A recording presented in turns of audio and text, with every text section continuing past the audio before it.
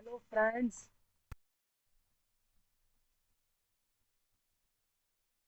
नमस्कार आप सभी लोगों का स्वागत इस वीडियो के अंदर। दोस्तों, जैसा आप अपने स्क्रीन पर देख सकते हो, बजट 2024 यानी 2024 का बजट ऑफिशियली आपका आउट हो गया है कल। और इसको डिस्कस भी कर चुके हैं आपके भारत कंट्री के फाइनेंस मिनिस्टर, जो कि आपके निर्मला सीतारमन जी हैं। उन्होंने कल 23 जुलाई को आपका बजट रिलीज़ कर दिया है, पेश कर दिया है। और अब लोग, आज मैंने सारी डिटेल्स आपके लिए निकाल ली हैं और मैंने सोचा था कि इसको मैं आज के दिन ही डिस्कस करूंगा, क्योंकि मैं अगर इसको 23 जुलाई को लेता, यानी कि कल अगर डिस्कस करता, तो आप समझते हैं कि काफ़ी ऐसे पॉइंट होते जो हम मिस कर जाते, काफ़ी ऐसे पॉइंट होते जिसको हम नहीं कल समझ पाते। इसी वजह से आज 24 जुलाई को ये टॉपिक लिया गया है। फुल एक्सप्लेन होगा इस वीडियो के अंदर पूरा बजट इंडिया कंट्री का, किस मिनिस्ट्री को कितने रुपए बजट में पूरे ईयर के लिए खर्चे को मिलेंगे, गवर्नमेंट के द्वारा टैक्स का पैसा किस मिनिस्ट्री को कितना मिलेगा, वो सब मैं इस वीडियो में बताऊंगा। और इस बार क्या बजट के अंदर क्या आप लोगों के लिए टैक्स बढ़ा दिए गए हैं, क्योंकि काफ़ी ऐसे लोग हैं वो ये जानना चाहते हैं कि क्या पिछली बार जैसा ही टैक्स रहेगा हर चीज़ पर, या अब टैक्स बढ़ा दिया है। देखिए, जो सरकार के लोग हैं, जो अभी करेंटली भारत देश की गवर्नमेंट में बैठे हुए लोग हैं, वो बजट, आपके बजट के अंदर बजट तो उन्हीं को बताना है। लेकिन दूसरा पॉइंट इसमें यह है कि क्या वो लोग आपके टैक्स को जब मर्जी बढ़ा सकते हैं, जितना मर्जी बढ़ा सकते हैं, ऐसा नहीं होता। वो सबसे पहले बजट के अंदर अगर वो टैक्स अमाउंट बढ़ाते भी हैं, पार्लियामेंट में जाकर जब वो उसको प्रेजेंट कर रहे होते हैं, और वो अगर बजट के अंदर आपका टैक्स अगर बढ़ा रहे हैं, टैक्स परसेंटेज अमाउंट पर, तो ऐसा नहीं है कि उनकी मनमानी होगी कि उन्होंने बढ़ा दिया तो बढ़ गया। नहीं, यहाँ पर मेजॉरिटी रहती है शायद इसमें भी। तो ये वाला पॉइंट भी हम इस वीडियो के अंदर लेंगे कि क्या जो ये कल जो आपका टैक्स के अंदर जो इंक्रीमेंट हुआ है, उसको लेकर मैं पॉइंट आपका समझाऊंगा इस वीडियो में।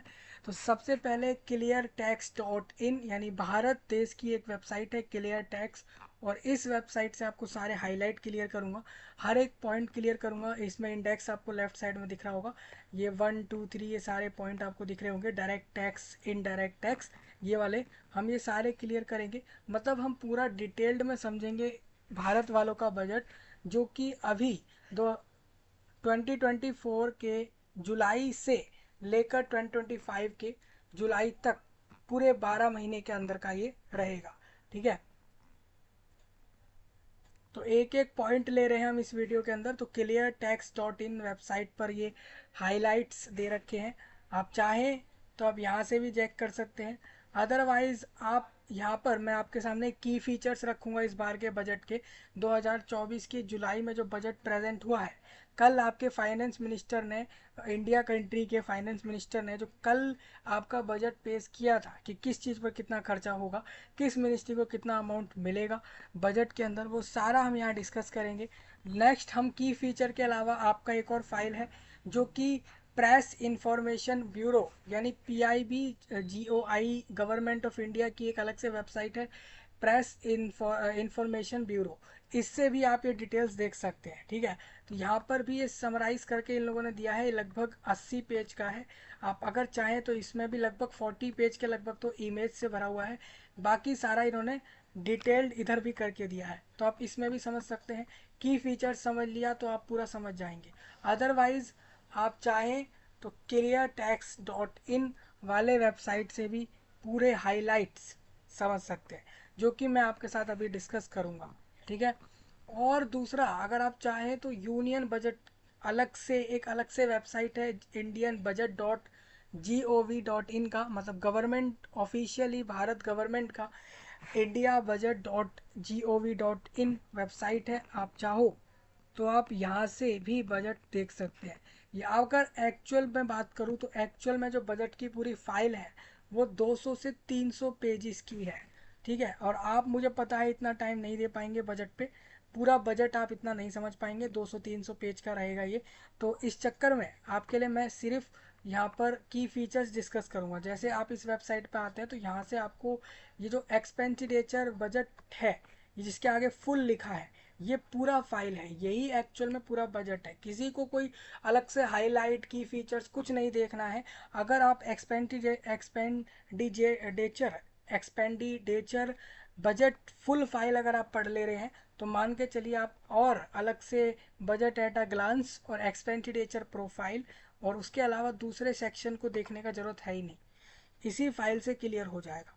अब ये जो बजट का अमाउंट है, इससे पूरे देश को चलना है लगभग 11 महीने, अगले 11 से 12 महीने तक यही अमाउंट से पूरे ईयर तक ये एंटायर इंडिया को आगे सरवाइव करना है। अब बात ये आती है दोस्तों, ये वो चीज़ है जो कि गवर्नमेंट के पास जो आपके टैक्स का अमाउंट आया है, पूरे एंटायर इंडिया से जो टैक्स कलेक्शन सरकार पे पहुंचा है, गवर्नमेंट पे पहुंचा है, वो लोग अगले 11-12 महीने तक किस किस मिनिस्ट्री पर और जितने भी सरकारी विभाग हैं, गवर्नमेंट्स ऑर्गेनाइजेशंस, डिपार्टमेंट्स हैं, विभाग हैं, उनके अंदर कितना कितना खर्चा होगा, ये उसका पूरा डिटेल्स होगा। और उसके साथ साथ आपको कितना टैक्स देना होगा, मतलब कितने परसेंट टैक्स आपको अपने इनकम में, और बाकी डायरेक्ट और इनडायरेक्ट टैक्सेस को किस तरीके से भरना है, वो सारा आप यहाँ से जान सकते हो। ठीक है, तो ये हम इधर ले रहे हैं इस पूरे वीडियो में आपको समझाने के लिए। मतलब जो आप खुद से अपने लिए अपने तरह तरह की चीज़ों पर खर्चा करेंगे, वो अमाउंट तो आपको ही खर्चना है। ठीक है, लेकिन आप किसी भी चीज़ को जब वर्ल्ड पूरे भारत देश में कहीं पर भी किसी भी चीज़ को जब खरीदने जा रहे हैं, तो उस चीज़ को खरीदते समय किसी भी चीज़ को जब खरीद रहे होंगे तो उस पर आपका एक टैक्स लग रहा होगा। तो वो टैक्स का परसेंटेज कितना होगा, क्या जैसे सपोज मान के चलते हैं आप शर्ट लेने गए, आप बाहर गए, आप शर्ट लेकर आए या फिर पैंट लेकर आए, तो अगर आप शर्ट लेकर आ रहे हैं तो शर्ट, अगर वो शर्ट 400 रुपये की आपको मिल रही है, बाहर से आप 400 रुपये की उसको खरीद रहे हैं उस शर्ट को, तो उस 400 रुपये की शर्ट में आपका कितना टैक्स जाएगा, जो कि गवर्नमेंट पे जाएगा। तो दो तरीके से टैक्स होते हैं, एक इनडायरेक्ट एक डायरेक्ट। वर्ल्ड की हर एक चीज़ पर लगभग मोस्ट ऑफ द थिंग्स पर टैक्स लगता है। मैं बात करूँ डायरेक्ट और इनडायरेक्ट, दो तरीके से टैक्स होता है। हम थोड़े बहुत पॉइंट इनडायरेक्ट और डायरेक्ट टैक्स के भी इस वीडियो में लेंगे। ठीक है, एक डायरेक्ट टैक्स वो होता है जो इनकम से भरा जाता है, मतलब अपनी सैलरी वगैरह जो आपकी आती है उसमें से सीधा सीधा गवर्नमेंट के पास ऑनलाइन के तौर पर वो पहुंचता है। ठीक है, ये होता है डायरेक्ट टैक्स। इनडायरेक्ट टैक्स वो होता है जैसे कि आप कोई सर्विस ले रहे हैं, कोई प्रोडक्ट खरीद रहे हैं, तो उसके लिए आप इतना याद रखिए, कोई भी आप प्रोडक्ट या कुछ भी सर्विस लेते हैं कहीं पर, तो उस पर भी आपका टैक्स जाता है। वो डायरेक्ट आप गवर्नमेंट को नहीं देते, वो इनडायरेक्ट होता है। आप जिससे सामान खरीदते हैं, आप उसको उसका अमाउंट दे देते हैं, उस अमाउंट में से टैक्स का अमाउंट जो है वो जाता है गवर्नमेंट को, और उसी अमाउंट में से जिस जिस इंसान का वो प्रोडक्ट है, जिस कंपनी का वो प्रोडक्ट है, बाकी अमाउंट उसके पास जाता है। तो इस तरीके का सीन चलता है। ठीक है, तो हम इधर समझेंगे पूरा आपका एंटायर भारत का बजट। इससे पहले भी 3 महीने पीछे आपको याद हो, आज जुलाई है, यहाँ पर अप्रैल महीने के आसपास, अप्रैल 2024 में फिर एक बार पहले भी एंटायर भारत का बजट आया था, जो कि एंटरिम बजट था। एंटरिम बजट एक्चुअल में ये था, मतलब कि वो एक लास्ट बजट था, क्योंकि उनको पता था कि अभी इलेक्शन है, तो पहले इलेक्शन में हम पहले जीत जाएं, और जीतने के बाद हम पूरे 1 ईयर का बजट वहाँ देंगे। ठीक है, तो इसी के कारण तब वहाँ पर इंटरिम बजट था, तो इसीलिए वो 3 महीने का था, और आज जो आया है वो पूरे 1 ईयर का है। ठीक है, तो डिफरेंस समझिए, पहले जो बजट आया था वो इंटरिम बजट था, और अब जो आया है वो 1 ईयर का है। ठीक है, तो इसीलिए अब जो आया है उसको आप 2024-25 कहेंगे। 2024-25 कल वाला कहेगा, क्योंकि कल जो आया था, और इससे पहले जो आया था वो एक इंटरिम था, मतलब कि वो एक स्पेसिफिक टाइम पीरियड तब तक के लिए था जब तक कि न्यू गवर्नमेंट फॉर्मेशन के बाद नया बजट वहाँ दिया जाएगा। ठीक है, तो आपको मैं पूरा बजट का बता देता हूँ, इंडिया कंट्री यानी पूरे एंटायर भारत के लिए जो ये बजट नया आया है, इसको पूरा एक्सप्लेन करते हैं। ठीक है, फिर भी कोई किसी का पॉइंट रह जाए बाद में तो वो डेफिनेटली मुझे कमेंट में पूछ सकता है, हम उसका पॉइंट वहाँ क्लियर कर देंगे। ठीक है, इस बार की जो बजट की अमाउंट है वो 48 लाख करोड़ है, मतलब कि 48 लाख 20,000 करोड़ 48,20,000 करोड़ की अमाउंट का जो इस बार एंटायर भारत का बजट है। तो उसी बजट की सारी हाइलाइट्स की फीचर्स और पूरा बजट हम समझेंगे इस वीडियो में। किस मिनिस्ट्री को कितना अमाउंट मिला है, जैसे कि रेलवे की अलग है, फाइनेंस की अलग है, कम्युनिकेशंस की अलग है, फूड प्रोसेसिंग की अलग है, सिविल एविएशन की अलग है। ठीक है, इन सबको, या tourism, ministry of tour and tourism की जो अलग मिनिस्ट्री है उस पे उसको कितना अमाउंट मिला, एग्रीकल्चर के मिनिस्ट्री को जो कि फार्मिंग यानी पूरे भारत देश में जो खेती वगैरह होती है, फार्मिंग वगैरह होती है, या एग्रीकल्चर से जुड़े चीज़ हो रहे हैं एंटायर भारत में, उन पर उसकी जो मिनिस्ट्री है जो उसके सारे चीज़ को संभालती है भारत में, उन मिनिस्ट्री वालों को कितना अमाउंट मिलेगा। अब वो अमाउंट ऐसा नहीं है कि इन मिनिस्ट्रियों को अपने पास रखना है, बल्कि इनको उसी सेक्टर में खर्चना है लोगों के लिए।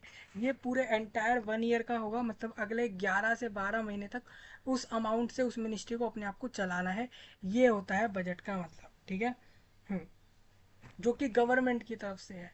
अब इस बजट में ऐसा भी होता है, जो सेंट्रल गवर्नमेंट का बजट होता है, गवर्नमेंट ऑफ इंडिया का, भारत में स्पेशली, उसमें से जो अमाउंट होता है वो स्टेट्स को भी मिलता है। मतलब कि पंजाब, दिल्ली, हरियाणा, गुजरात, महाराष्ट्र, बिहार, कर्नाटका, केरला, असम, और इस तरीके से आपका वेस्ट बंगाल, उत्तराखंड, इन सबको भी इसमें से अमाउंट मिलता है। मतलब कहने का मतलब ये है कि जो पूरा एंटायर अमाउंट का जो बजट का जो अमाउंट होता है उसमें से स्टेट्स को भी अमाउंट मिलते हैं, जो कि इसी बजट के अमाउंट में से जाते हैं। ठीक है, जो कि डेवलपमेंट स्टेट्स के अलग, जो सेंट्रल गवर्नमेंट स्पॉन्सर करती है बहुत से स्कीम्स को। मतलब बहुत सी ऐसी स्कीम्स होती है जो कि स्टेट गवर्नमेंट्स चलाती हैं, और स्टेट गवर्नमेंट्स की स्कीम, जैसे आपके सुधार के लिए, आपके विकास के लिए, आपके राज्य की सरकार अगर कोई नई स्कीम बना रही है वहाँ पे, तो वहाँ पे उन स्टेट्स के अंदर, उन यूनियन टेरिटोरीज के अंदर विकास करने के लिए आपके पास फंड कम है, मान लेते हैं स्टेट गवर्नमेंट के पास फंड कम है, तो ऐसे में सेंट्रल गवर्नमेंट उन स्कीम्स को स्पॉन्सर करती है, पैसा खर्चती है आपके लिए। तो वो भी हम समझाएंगे आपको, उसको भी अमाउंट, उसके लिए भी अमाउंट मिलता है जो सीधा स्टेट गवर्नमेंट्स को मिलता है। ठीक है। तो इस इतने बड़े, हम इससे भी और तगड़े तगड़े टॉपिक लेंगे। अभी हम इंटरनेशनल टॉपिक्स पे के लिए भी जाएंगे, बहुत से इंटरनेशनल टॉपिक हम इस चैनल पर लेंगे। तो सबसे पहले तो सब्सक्राइब जरूर करना है, लाइक जरूर करना है, शेयर जरूर करना है, उसके साथ साथ कमेंट में नए टॉपिक ड्रॉप जरूर मस्ट करने हैं। ठीक है। तो इंडियन बजट 2024 इस बार एक्सप्लेन कर रहे हैं आपको, और हम इस तरीके से नेक्स्ट और इंटरनेशनल टॉपिक्स पर वीडियो लेंगे। ठीक है। तो सबसे पहले आपके स्क्रीन पर जितने भी टैब खुले हुए हैं, ये जितने भी टैब खुले हुए दिख रहे हैं, इन सब के डायरेक्ट लिंक आपके वीडियो के नीचे डिस्क्रिप्शन सेक्शन में मेंशन है, तो वहाँ से चेकआउट कर लेना। ठीक है। तो ये तो आपको समझ आ गया कि ये लिंक्स, ये सारे आर्टिकल्स आपको प्रोवाइड करा दिए हैं, हम इधर डिस्कस भी कर लेते हैं। सब आपको बस सब्सक्राइब करना है, लाइक करना है, शेयर करना है, कमेंट में नए टॉपिक बताने हैं। अगर आप इंडिया के अलावा मान लेते हैं चाइना, चड, कनाडा, यूक्रेन, रशिया, या फिर इंडोनेशिया, श्रीलंका, अफगानिस्तान, अल्जेरिया और ऑस्ट्रेलिया, या फिर बांग्लादेश, या दूसरे किसी देश से हैं, मतलब दुनिया के ही किसी दूसरे देश से हैं, ठीक है, इंडिया के अलावा, तो भी आप समझिए कि इंडिया कंट्री का जो बजट अमाउंट आया है, उससे आप ये समझेंगे कि ये लोग कैसे अपने अपने बजट के हिसाब से पूरे देश को संभालेंगे अगले 1 साल। मतलब सरकार कितने रुपयों से, कितने अमाउंट की रुपए से, मतलब कितने इंडियन नेशनल रुपीज से पूरे देश को संभालने वाली है, वो यही अमाउंट है, इसी से वो संभालेगी। तो वो आप समझिए। ठीक है। अब लोग कई बार ये बोलते हैं कि बजट से हमें क्या करना। बजट का मतलब तो ये है कि गवर्नमेंट के लोग टैक्स का पैसा कहाँ कितना यूज़ करेंगे, वो उससे हमें पता लगता है। तो हम आम लोग, या हम साधारण लोग, हम मिडिल क्लास लोग, या हम लोग जो कि नौकरी करते हैं, या हम लोग जो बिजनेस करते हैं, हमें क्या इससे लेना या देना, मतलब क्या करेंगे हम ये जान के। तो ऑब्वियस सी बात है, पहली बात तो ये है कि आपको इससे ये पता लगेगा कि आपके देश में किस किस मिनिस्ट्री पर, किस डिपार्टमेंट पर, किस विभाग में, सरकारी विभागों में कितना खर्चा होगा सरकार की तरफ से, वो आपको पता लगेगा। दूसरी चीज़ इसमें यह है कि आपका टैक्स का पैसा कहाँ कितना खर्च हो रहा है, ये पता लगेगा। मान लेते हैं कि आप टैक्स नहीं देते, आप मिडिल क्लास में आते हैं या उससे भी नीचे आते हैं, जो जिनको टैक्स देने की ज़रूरत पड़ती ही नहीं है, तो फिर भी आपको जानना इसलिए ज़रूरी है क्योंकि आप डायरेक्ट टैक्स नहीं दे रहे, बट इनडायरेक्ट टैक्स हर एक व्यक्ति देता है हर देश का। वो कैसे देता है? सपोज आप जीएसटी लगता है, जब गुड सर्विस टैक्स लगता है, जब आप कुछ भी खरीदते हैं, तो किसी भी चीज़ को खरीद रहे हैं तो उसके लिए जो सर्विस देने का, कि सर्विस दिया गया है आपके घर तक, वो सामान आया है, तो उसके लिए भी टैक्स लग रहा है। तो इसी वजह से जीएसटी, यानी कि आपके घरों तक, आपको ना पता हो बता दूं, हर देश के अंदर, हर गली मोहल्ले चौराहे और हर राज्य में और हर एक एरिया में किसी भी व्यक्ति को कुछ भी अगर मंगाना है या मंगाता है, ऑनलाइन मंगाए या ऑफलाइन लेकर आए, तो उसका टैक्स उसमें जाता है। आप आटा लो, चीनी लो, चावल लो, दूध लो, दही लो, या फिर मोबाइल फ़ोन लो, एसेसरीज लो, घर के अप्लाइंसेस लो, या फिर कोई लोन भी ले रहे हो, ठीक है, हर चीज़ में सरकार को टैक्स जाता है। हो सकता है किसी चीज़ में टैक्स कम जा रहा हो, किसी में ज़्यादा जा रहा हो। और वैसी बात है कि आपके देश की गवर्नमेंट आपके एरियाओं में डेवलपमेंट करने के लिए, कुछ विकास करने के लिए, मेट्रो, ट्रेन, फ्लाइट्स के लिए, एयरपोर्ट फ्लाइट्स लाने के लिए और दूसरी चीज़ें लाने के लिए, नए नए स्टेशंस बनाने के लिए और बाकी चीज़ों के लिए पैसा खुद से नहीं लाएंगे। सरकार में जो लोग होते हैं आपके देश से, वो खुद से खर्चा थोड़ी करेंगे। वो आपका ही तो पैसा होगा जो आपके ऊपर लगाएंगे विकास में। तो इसीलिए आप इतना समझिए, इसीलिए आपको जानना ज़रूरी है कि बजट के हिसाब से कहाँ कितना पैसा खर्च होगा, तो ये आपको पता होना चाहिए। ठीक है? क्या अभी तक हम कहीं, क्या हम आम इंसान होने के नाते, या हम एक दुनिया का एक ऐसा व्यक्ति होने के नाते, एक इंसान इस दुनिया का होने के नाते, क्या हमें ये जानने का अधिकार है, क्या हम ये जान सकते हैं कि हमारे देश की गवर्नमेंट्स पे कितना कितना अमाउंट का मनी रखा हुआ है, मतलब हमारी सरकार, हमारे देश की सरकारों पर कितने रुपए हैं? क्या हम ये जान सकते हैं एक्चुअल अमाउंट, बिल्कुल एक्चुअल अमाउंट, कि हमारा टैक्स का टोटल कलेक्शन का अमाउंट कितना सरकारों के पास है, किस किस देश में? क्या हम ये सब जान सकते हैं? तो मैं आपको बता दूं दोस्तों, इसके लिए भी ऑफिशियली डेटा रिलीज़ करे गए हैं कि ऑफिशियली किस देश के किस गवर्नमेंट पे कितना कितना ज़्यादा मनी है, टैक्स का अमाउंट है, वो आप जान सकते हैं।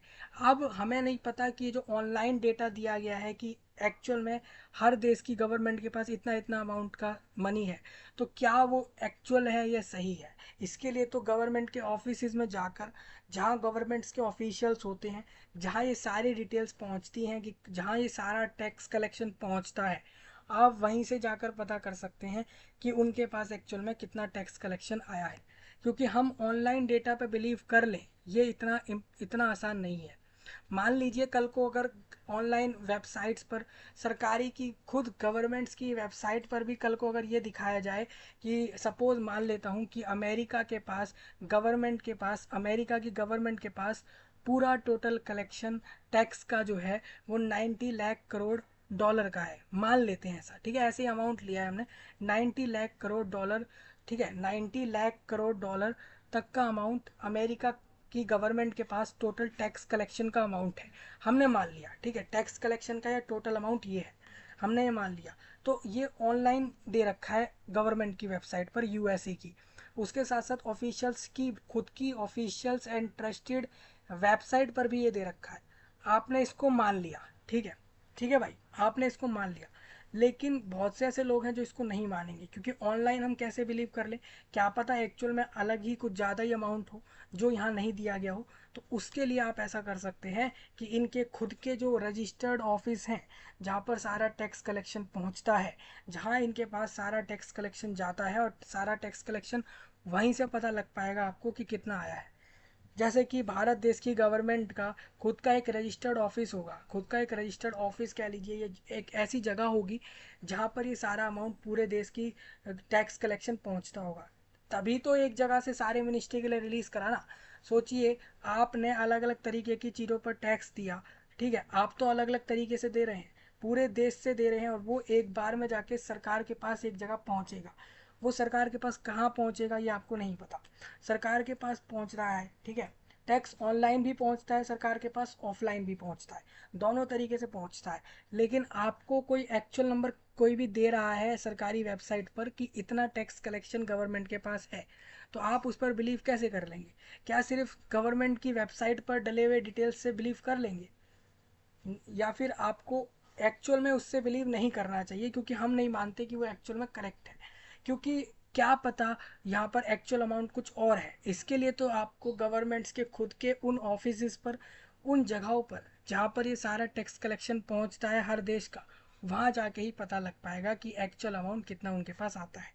ठीक है, आप बिलीव करते हैं वेबसाइट्स पर जहाँ ये डिटेल्स होती हैं टैक्स कलेक्शन कितना आया, तो आप बिलीव कर सकते हैं। ये इसलिए बोल रहा हूँ दोस्तों क्योंकि आप सोचते हैं कि गवर्नमेंट तो बड़ी ही अच्छी है, 48 लाख करोड़ रुपए पूरे टैक्स के अमाउंट को यहाँ हमारे लिए बजट में खर्च रही है। लेकिन आपने कभी ये भी सोचा कि एक्चुअल में टोटल भारत गवर्नमेंट पे कितना मनी है जिसमें से इतना खर्च रही है?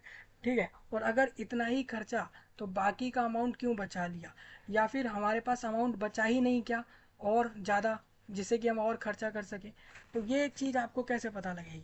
ये चीज़ आप ऑफिशियल वेबसाइट से बिलीव कर लेंगे? कल को अगर मैं बोलूँ कि गवर्नमेंट ऑफ इंडिया के पास टोटल टैक्स कलेक्शन का अमाउंट, जो भी टैक्स का अमाउंट है वो सारा जो उनके पास है वो 60 लाख करोड़ है, उसमें से उन्होंने 40 लाख करोड़ बजट में बता दिया, तो बाकी के 10-12 लाख चलो एक्स्ट्रा में सेव करके रख लिए सेफ्टी के लिए कि हमारे को बाद में कभी ज़रूरत पड़ी तो उसके लिए, ये हमने मान लिया। लेकिन क्या आप मानोगे कि 60 लाख करोड़ तक का ही टोटल अमाउंट है गवर्नमेंट के पास, अगर ये ऑफिशियल गवर्नमेंट की वेबसाइट पर भी डाल के बताया जाए तो? मुझे पता है आप में से बहुत लोग बिलीव कर लेंगे, लेकिन आप सोचिए कि वो तो एक ऑफिशियली ऑनलाइन एक डेटा डिटेल्स है ना? आप कहीं फिजिकल जाके आपने नहीं देखा है कि इतनी अमाउंट ही है। तो इसीलिए आप बिलीव तभी कर पाएंगे जब आप इनके ऑफिसेज में जाकर चेक करेंगे। बाकी आप करते हैं ऑनलाइन इन डिटेल्स पे बिलीव तो आप करिए, हम इसमें कुछ नहीं कह रहे, क्योंकि वो लोग आपका करना भी बनता है। आप कहेंगे ये तो सरकारी वेबसाइटों पर डला है तो हम इस पर बिलीव कर रहे हैं, आप ऐसा ही कहोगे, है ना? तो ऑब्वियस सी बात है, आपको करना है करिए बिलीव, जो लोग नहीं करते वो ना करें, करते हैं करें। मैं एक चीज़ बता रहा हूँ कि क्या आप लोग ऑनलाइन डिटेल्स पर बिलीव करेंगे या फिर आप उस डिटेल्स पर बिलीव करेंगे जो ऑफिस में जहाँ पर ये टैक्स कलेक्शन सारा पहुँचा है वहाँ जाकर देखने से बिलीव करेंगे, या फिर आप ऑनलाइन वेबसाइट्स की डिटेल्स पर डली हुई डिटेल्स पर बिलीव कर लेंगे? ये आपसे क्वेश्चन है, इसका आंसर जरूर देना। मेरे हिसाब से आप लोग बिलीव कर लेते हैं, आज के लोग बिलीव ऑनलाइन पर कर लेते हैं, बट ये कहीं ना कहीं सही नहीं है। इससे हमें नहीं पता लग रहा है ना कि एक्चुअल अमाउंट कितना है उनके पास। तो ये हमने ऐसे ही बस एक बात रखी है आपके सामने। अब हम बता रहे हैं आपको, बजट एक्सप्लेन कर रहे हैं पूरा। cleartax.com एक वेबसाइट है, .in, जो एंटायर भारत की है, तो आप इधर से सब समझ लेना खुद। ठीक है, तो मैं आपको समझा देता हूँ। Don't wait, file before July 1 31 and avoid penalties, ये इनका कोई ऑफर है। अब सबसे पहले मैं आपको बताना चाहूँगा जिन वेबसाइट से मैं आपको डिटेल्स बता रहा हूँ उनके बारे में भी थोड़ा सा हम आपके सामने रखेंगे। तो सबसे पहले इसके अंदर आप ये समझिए कि cleartax.in एक अच्छी वेबसाइट है जो कि भारत देश में ही चल सकती है। आप दूसरे देशों से इस वेबसाइट पे एक्सेस नहीं कर सकते, लेकिन हमारे चैनल पर, हमारे सोशल मीडिया हैंडल्स पर, जहाँ जहाँ पर भी हम अवेलेबल हैं, आप वहाँ से अक्रॉस दी वर्ल्ड एक्सेस कर सकते हैं। ठीक है, तो आप उधर एक्सेस करिए, सब्सक्राइब करिए, और हमारे को अगर किसी को कोई स्पॉन्सरशिप करनी हो, प्रमोशंस कराना हो या पॉडकास्ट करना हो हमारे साथ, तो डायरेक्ट कांटेक्ट कर सकता है। अबाउट सेक्शन में सारे कांटेक्ट डिटेल्स हैं। ठीक है, अब जैसे आप नीचे आते हैं तो होम सेक्शन में आपको दिखता है इनकम टैक्स, फिर दिखता है बजट 2024 के हाइलाइट्स डिस्कस हो रहे हैं, क्योंकि बजट इनका खुद का 290 पेज का है। 290 पेज के बजट को मैं तो इसको डिस्कस नहीं कर सकता। इसके लिए तो सिंपल आपको फाइल दे दी है, आप खुद चेकआउट कर सकते हैं। जैसे हमारे पास ये वेबसाइट है, यहाँ पर जो एक्सपेंडिचर प्रोफाइल के थोड़ा नीचे आएंगे तो ये जो फुल लिखा है इस पर आप क्लिक करते हो तो आपको दिखता है ये 362 पेज का ये पूरा फाइल है। इसके अंदर सारा कुछ लिखा है, देखो साफ साफ लिखा है। ये कोई जानता भी नहीं है अभी भी। बहुत से ऐसे लोग हैं इस देश में, भारत में, जो कि कभी दिल्ली, पंजाब, हरियाणा, कर्नाटका, केरला, देश भर घूम रखे होंगे, जगह जगह गए होंगे, लेकिन उनको आज भी नहीं पता होगा कि किस मिनिस्ट्री पर कितना खर्चा होता है पर ईयर में। ठीक है, नहीं पता तो देख लो, आप ट्रेन से जाते हो, आप एटॉमिक एनर्जी को जानते होंगे, ministry of AYUSH, chemical and fertilisers वगैरह के लिए अलग मिनिस्ट्री है, सिविल एविएशन, कोल के लिए कोयले की अलग मिनिस्ट्री चल रही है पूरे देश में, और कॉमर्स एंड इंडस्ट्रीज की अलग है इंडस्ट्री।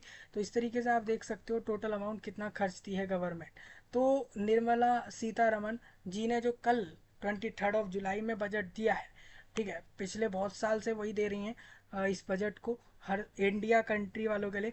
तो इसमें मैं आपको क्लियर बता देता हूँ, department of agriculture and farmer welfare, मतलब कि वो विभाग जो कि एग्रीकल्चर और किसानों यानी कि फार्मर्स के वेलफेयर के लिए बनाया गया है, उसको मिल रहे हैं इस बार। आप देखिए 1,22,500, ये करोड़ से हैं, आप देख सकते हो 1,22,500 करोड़ रुपए, 1,22,000 करोड़ रुपीस इस मिनिस्ट्री, इस डिपार्टमेंट को दिए हैं।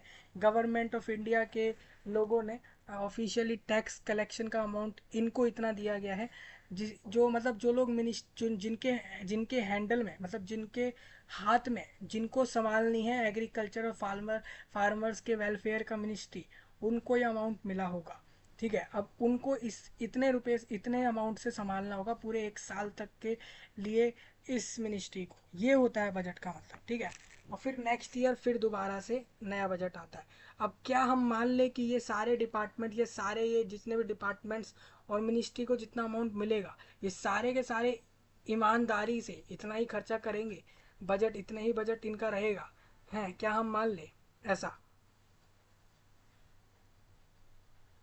या फिर इसमें से कुछ मिनिस्टर्स, कुछ नेता लोग, मिनिस्टर वगैरह लोग इसमें से भी कुछ चोरी चकारी करने का काम करेंगे, लोगों के पैसे को, टैक्स के पैसे को यहाँ से भी हड़पने की कोशिश करेंगे। देखिए आप लोग देखने तो जा नहीं रहे हैं कि कौन कितना इसमें से खर्चा कर रहा है, नहीं कर रहा। हालांकि ये सारी डिटेल्स ऑफिशियली बाद में रिलीज़ भी होती हैं कि इतना इतना खर्चा किया इन लोगों ने अपने अपने मिनिस्ट्री में, इसकी डिटेल्स भी आती हैं। जैसे सपोज मान के चलिए गवर्नमेंट ऑफ इंडिया ने टैक्स का 1,22,000 करोड़ रुपए फार्मर की मिनिस्ट्री को दे दिया, एग्रीकल्चर एंड फार्मर की। तो हमें बाद में कैसे पता लगेगा कि इन लोगों ने 1,22,000 करोड़ इस पूरे मिनिस्ट्री पर खर्चे हैं या नहीं, इस मिनिस्ट्री के लोगों ने? ये हमें तब पता लगता है जब हमें बाद में डिटेल्स मिलती है कि एक्चुअल में कितना अमाउंट खर्चा हुआ है। क्या सारा अमाउंट खर्च हो जाता है, बच भी जाता है, तो वो भी हम जानेंगे। तो वही कह रहा हूँ, तो ये 360 पेज का फाइल है और इसके अंदर एक एक चीज़ लिखी है, हर मिनिस्ट्री के हिसाब से लिखी है, कितना टैक्स अब किस पे कितना लगने वाला है, भारत के लोग अब किस चीज़ पर कितना टैक्स देने वाले हैं गवर्नमेंट के लोगों को डायरेक्टली, वो आप यहाँ से पढ़ सकते हो। ठीक है, तो बहुत लंबा फाइल है, ऑलमोस्ट 360 पेज का है। हालांकि इसके अंदर एक एक पॉइंट क्लियर है, आपको आराम से इसमें इसको पढ़ने में आराम से, अगर आप सही से जानेंगे तो 3-4 आवर्स के अंदर आप इसको कंप्लीट कर सकते हैं। 3-4 आवर्स इनफ रहेंगे इस पूरे फाइल के लिए। तो समझिए वेल एंड गुड है अगर आप इसको पूरा समझते हो तो। ठीक है, वीडियो बड़ा होगा लेकिन हम सारा कवर कर लेंगे। ठीक है, तो बजट हाईलाइट समझ रहे हैं हम जुलाई के, क्योंकि कल ही आया बजट। तो budget day is eagerly anticipated event in India और विद बोथ बिजनेसेस और एंड द जनरल पब्लिक के लिए भी वेटिंग, मतलब कि मोस्टली पूरा देश भी इसका इंतज़ार करता है हर साल। और साथ ही साथ जिनके भी धंधे या व्यापार या बिजनेस चल रहे हैं पूरे देश में, विदेशों में, दूसरे देशों में, वो सारे इसका इंतज़ार करते हैं। Which waiting breath to understand the schemes, अब हम समझते हैं स्कीम्स और इनिशिएटिव क्या है इन लोगों का और किसको कितना बेनिफिट मिल रहा है इस साल। Due to the elections, election की वजह से जो बजट 2024 था वो has been announce later than usual जन 1 फरवरी। मतलब आपको बता दूं बजट की वजह, इलेक्शन की वजह से ही जो बजट इस साल का था वो अनाउंस हुआ था आपका लेटर देन यूजुअल 1 फरवरी। 1 फरवरी को नहीं हुआ था, उसके बाद किया गया था। बिकॉज ऑफ इलेक्शन की वजह से उन्होंने बजट तब नहीं दिया था। और एफएम अनाउंस यानी कि फाइनेंस मिनिस्ट्री ने अनाउंस कर दिया है आपका इस साल का बजट, कल अनाउंस कर दिया है, जो कि डेट पहले ही क्लैरिफाइड थी 1 वीक से पहले से ही। और she stated that this year's budget is focused on employment, इस साल के बजट ने एम्प्लॉयमेंट मतलब नौकरी देने के लिए, स्किल्स सिखाने के लिए, स्किल सिखाएंगे लोगों को, एमएसएमई और मिडिल क्लास पर फोकस रखा है। This also stated the priorities of the budget which were as follows, जिसमें आपको बता दूं प्रोडक्टिविटी और रीसाइलेंस इन एग्रीकल्चर और एम्प्लॉयमेंट एंड स्किलिंग और इसके अलावा यहाँ पर इंक्लूसिव ह्यूमन रिसोर्स डेवलपमेंट के लिए, मतलब मानव के डेवलपमेंट के लिए, विकास के लिए, है ना। उसके साथ साथ सोशल जस्टिस हो, सामाजिक न्याय और मैन्युफैक्चरिंग एंड सर्विसेज। इसके अलावा अर्बन डेवलपमेंट मतलब कि शहरी जगहों पर डेवलपमेंट करना। और इसके साथ साथ energy security, infrastructure, innovation, research and development, next generation reforms जैसी चीज़ों पर इन्होंने इस बार फोकस किया है। ठीक है, तो हम इस बार आपको बता देते हैं। किसी को अगर फाइनेंस बिल का पूरा फाइल चाहिए, आप यहाँ से देख सकते हो, इस तरीके से क्लिक करोगे, ये फाइनेंस बिल का फाइल है। फाइनेंस बिल मतलब कि इस बार फाइनेंस मिनिस्ट्री की तरफ से बताया गया है बिल पूरा किस पे कितना खर्चा जाएगा, वो सारा इसके अंदर है। लगभग ये फाइल लगभग 220 पेज से ज़्यादा बड़ी है। ठीक है, इसको किसी को पढ़ना हो पढ़ सकते हैं, ये पूरा फाइल प्रोवाइड करा दिया है मैंने वीडियो के नीचे।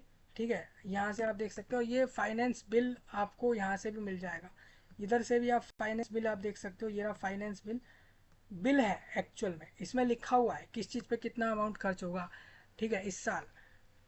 ठीक है भाई, इसके साथ साथ इसमें एक और चीज़ दे रखी होगी यहाँ पे, एक दे रखा है यहाँ पे बजट का स्पीच। बजट स्पीच मतलब वही हो गया बजट का पूरा फाइल। तो बजट का पूरा फाइल ये रहा, आप देखोगे ये वही होगा। देखिए 60 पेज में भी आप समझ सकते हैं इसको, 60 पेज के अंदर भी आपको समझ आ जाएगा ये पूरा। और अगर चाहो तो 360 पेज वाला फाइल भी पढ़ सकते हो। सबसे पहले डायरेक्ट टैक्स प्रपोजल्स जानते हैं। इस बार डायरेक्ट टैक्स किस किस तरीके से गवर्नमेंट लेगी आपसे, वो बता देते हैं। फिर हम बताएंगे इनडायरेक्ट टैक्स। ठीक है, तो enhanced limit of standard deduction in family pension deduction under new regime, एक न्यू रिजीम बनाई है। रिजीम होती है दोस्तों, एक लिमिट सेट कर दी जाती है कि इतने अमाउंट के ऊपर लोगों को इतना टैक्स देना होगा, इतना परसेंट टैक्स देना होगा इतने रुपए के ऊपर, वो होती है रिजीम। रिजीम मतलब एक नया एक कटआउट लगाना, एक नई लिमिट रखना। रिजीम मतलब ये है एक नया एक रूल डालना, एक नया लिमिट सेट करना, वो रिजीम कहलाता है। ठीक है, तो यहाँ पर बोल रहे हैं limit of standard deduction and family pension deduction under new regime. तो अंडर द न्यू रिजीम के अंदर ये है कि standard deduction for salaries individual has been increase to 75,000 from 50,000। मतलब कि स्टैंडर्ड डिडक्शन कर दिया है उन लोगों के लिए जिनकी सैलरीज, जो खुद अकेले इंडिविजुअल, मतलब अगर आप एक ऐसे व्यक्ति हैं जो एक सैलरी बेस्ड नौकरी करते हैं और आप सैलरी लाते हैं पर मंथ, कहीं जॉब करने जाते हैं सैलरी लाते हैं पर मंथ की, तो आपकी जो खुद की सैलरी है वो अगर 50,000 पहले थी तो अब 75,000 भी होगी, तो आपको टैक्स नहीं देना है। Similarly a deduction on family pension for person having pension income has been increase to 25,000 से 25,000 कर दी फ्रॉम 15,000 से if they file taxes under new regime. अच्छा, अगर आप अपने टैक्स को फाइल करते हैं, अगर आप अपने टैक्स को देते हैं न्यू रिजीम के अंदर, तो अब आपके लिए ये हो गया है कि आपको पहले 15,000 मिल रहे, 15,000 मिलते थे।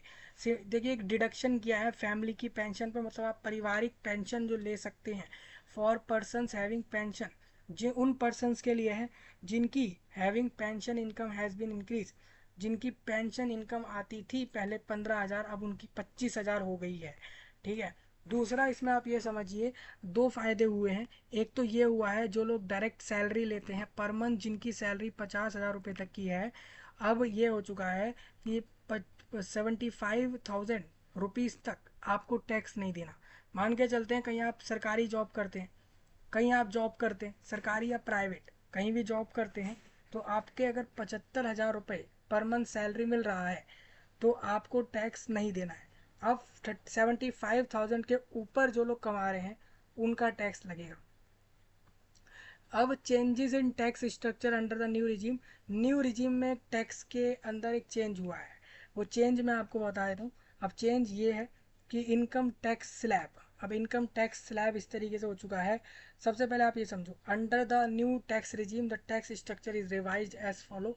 जो लोग 0 से 3 लाख तक के बीच कमाते हैं, इनकम टैक्स मतलब कि सैलरी पर जो टैक्स लगता है, तो टैक्स रेट नील हो गया है। 3 लाख तक कमाने वालों के ऊपर कोई टैक्स नहीं है। जो लोग 3 से 7 लाख के बीच उनका इनकम है, सैलरी है, उनको टैक्स टैक्स के अमाउंट में लगभग 5% देना है। मतलब अगर आप 3 से 7 लाख के बीच कमाते हो तो आप अपनी सैलरी का 5% गवर्नमेंट को दोगे। ये है, ठीक है। अगर आप 7 से 10 लाख के बीच कमाते हैं तो 10% आप सीधा गवर्नमेंट को दे रहे हैं, 10 से 12 लाख वाले 15%, 12 से 15 लाख वाले 20%, 15 लाख से ऊपर वाले 30% आराम से देंगे सरकार को। टैक्स मतलब क्या होता है? टैक्स तो वही होता है ना जो कि सीधा गवर्नमेंट को जाता है। दो तरीके से जाता है, एक डायरेक्ट एक इनडायरेक्ट। तो as a result of the above changes a salaried employ in a new tax regime can save up to 75 17,500 in taxes. अब जो न्यू रिजीम है, जो गवर्नमेंट ने न्यू आपके लिए जो लिमिटेशंस लगाई हैं या न्यू जो रूल्स बनाए हैं टैक्स को लेकर, उसके हिसाब से जो वो व्यक्ति है जो सैलरी वेस्ट कहीं जॉब करता है, कहीं जॉब करता है और सैलरी मिलती है उसको, तो उसके लिए खास बात ये हो चुकी है कि पिछली बार जितना टैक्स वो देता था, अब वो जितना टैक्स देगा उसमें उसके 17,500 रुपये उसके पास बचेंगे। अब simplification of taxation on capital gain आप समझ सकते हैं, वो इस तरीके से रहेगा। For classifying asset into long term and short term there will only be two holding periods, 12 month or 24 months. The 36-month holding period has been removed.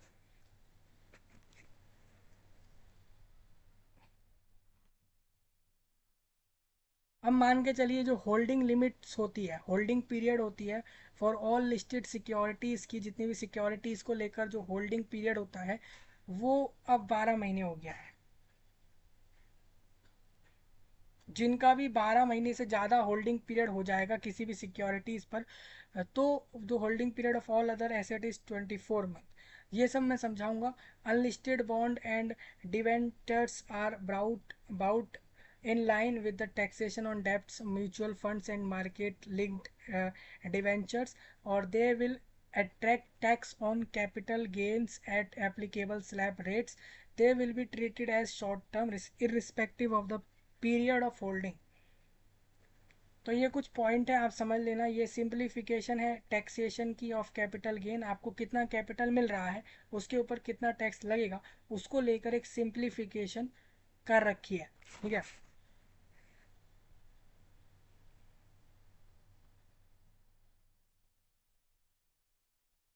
अब चेंजेस में टीडीएस रेट में बता देता हूँ, टीडीएस रेट में क्या change रहा है इस बार। तो टीडीएस रेट आपको बता दूंगा, टीडीएस रेट किसी को नहीं पता है तो TDS rate on specified payments to facilitate business and improve tax payer compliance, ठीक है। तो इसके हिसाब से मैं बता दूं, TDS rate are effective only either after 1 October 2024 to, या फिर 1 अप्रैल 2025। तो the table below show the specific payments. देखिए टीडीएस सेक्शन में आपको समझा देता हूँ, किसी को टीडीएस रेट नहीं पता तो वो यहाँ आके देख सकता है। टीडीएस रेट चार्ट इस साल का आप देख सकते हो, ये आधे घंटे पहले इस वेबसाइट पर डाला गया है। टीडीएस होता है tax deducted at, tax cut जाता है। टीडीएस मतलब होता है टैक्स डिडक्टेड एट सोर्स, मतलब कि आपके ऊपर टैक्स लग रहा था बट वो डिडक्ट कर दिया गया। तो टैक्स डिडक्शन एट सोर्स मतलब हो जाता है means collecting tax on income in the form of salary, ठीक है। मतलब हम टैक्स ले रहे हैं, हम आपसे टैक्स ले रहे हैं इन द फॉर्म ऑफ, हम कलेक्टिंग टैक्स ऑन इनकम, हम सैलरी पर आपसे जो है टैक्स ले रहे हैं। लेकिन हम इन द इनकम पर हम आपका जो है, मतलब हम टैक्स ले रहे हैं आपके इनकम पर in the form of salary या रेंट, हम किराए के तौर पर हम आपसे टैक्स ले ले रहे हैं, या एसेट सेल्स, या फिर डिवाइडेंड, मतलब आप कोई एसेट अपना बेच दो उसके तौर पर हम से आपसे टैक्स ले लेंगे, या फिर हम आपसे रेंट के तौर पर आपसे टैक्स ले लेंगे, या फिर कोई दूसरे तरीके से by requiring the payer to collect income tax due on such income while crediting या फिर paying to the payee and deposit the same to the government on payee's behalf। तो below you will find the TDS rate chart। अब यहाँ पर एक TDS chart दे रखा है, ये TDS चार्ट आप समझ सकते हैं, ठीक है। तो आपने अगर अभी तक सेक्शन 194D नहीं पढ़ा है तो उसको पढ़ना। उसके हिसाब से जो पेमेंट आप करते थे of insurance commission in case of other than company ठीक है, कंपनियों के अलावा अगर आप पेमेंट करते हैं इंश्योरेंस कंपनी की, तो वहाँ पर आपका जो करंट टीडीएस रेट है वो 5% है, जो प्रपोज टीडीएस रेट है वो 2% है। तो इफेक्टिव फ्रॉम ये लगेगा कब से, तो ये 1 अप्रैल 2025 से अब लागू होगा। ठीक है, तो ये एक ज़रूरी चीज़ है। जैसे कि आप अगर पेमेंट करते हैं लाइफ इंश्योरेंस पॉलिसी पर, मतलब लाइफ की इंश्योरेंस पॉलिसीज़ के ऊपर अगर आप पेमेंट कर रहे हैं, तो वहाँ जो आपका टीडीएस लगता था वो 5% लगता था, और अब वो 2% लगेगा। और ये चीज़ 1 अक्टूबर 2024 से इम्प्लीमेंट हो जाएगी। ठीक है, तो वो आप यहाँ से समझ सकते हो। तो आप समझ लीजिए कि टीडीएस रेट पहले क्या था और अब क्या होगा, और वो कब से लागू होगा, वो आप यहाँ से पढ़ सकते हो। ठीक है, अब in introduction of TDS on payments made और टू पार्टनर्स बाय फर्म्स, तो जितने भी फर्म्स होते हैं, ठीक है, उनके हिसाब से मैं आपको बता दूं कि जो टीडीएस लगेगा जब आप पेमेंट कर रहे हो, पेमेंट मेड, जब आप पेमेंट करते हो पार्टनर्स को, ठीक है, तो उन बाय फर्म्स यानी फर्म्स के द्वारा अगर उनके पार्टनर्स को पेमेंट की जा रही है, तो उस पर टीडीएस कितना लगना है वो लिखा है। ठीक है, अब एबॉलिशमेंट ऑफ एंगल टैक्स क्या है वो आप समझ सकते हो। एंजल टैक्स, तो एंजल टैक्स क्या होता है? Angel tax is a tax levied on companies that issue fresh shares. Angel tax वो टैक्स होता है जो छोड़ा जाता है, उन कंपनियों पर लगाया जाता है जो इशू करती हैं एक नया share to investors at a price above the company's fair market value. मतलब किसी की कंपनी है और किसी की कंपनी की जो मार्केट वैल्यू है ना, और अब यहाँ पर क्या होगा, एक एंजल टैक्स लगेगा उन कंपनियों पर जो कि एक नया शेयर, मतलब मान के चलते हैं आपकी एक कंपनी है, आपकी एक कंपनी है, मान लेते हैं आपकी कंपनी है डोमिनोज।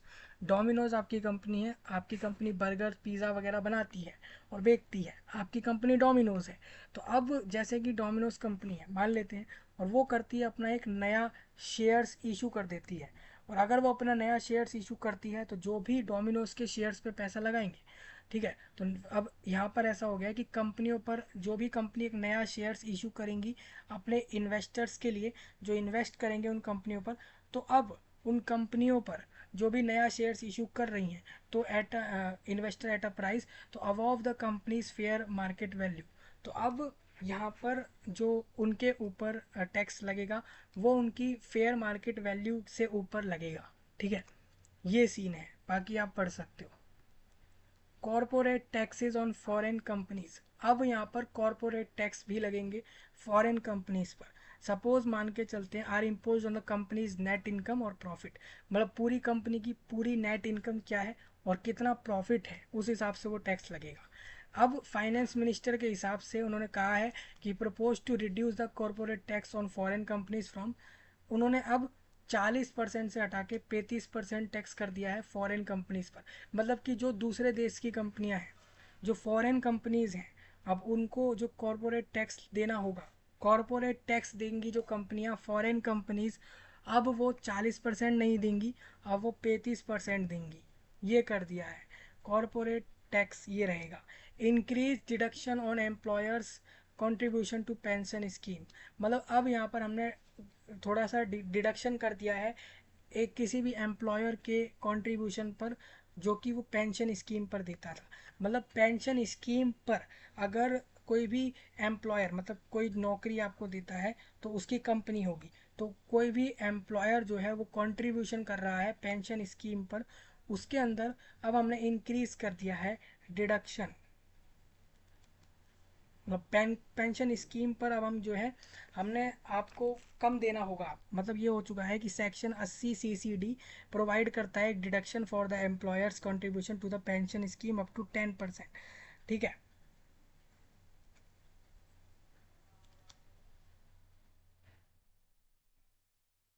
मतलब अब 2024 के बजट के हिसाब से ये हो चुका है कि जो limit deduction limit to 14% of the salary of the employ during the previous year.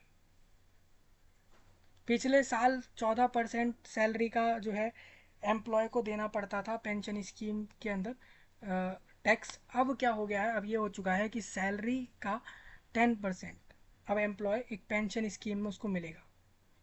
ये हो चुका है, मतलब कि अब यहाँ पर जो कंपनियां हैं वो पेंशन स्कीम के तौर पर किसी भी कर्मचारी को या एम्प्लॉय को पेंशन स्कीम के तहत उसकी सैलरी का 10% देंगी। पहले 14% देती थी, आई थिंक ये है इसका मतलब।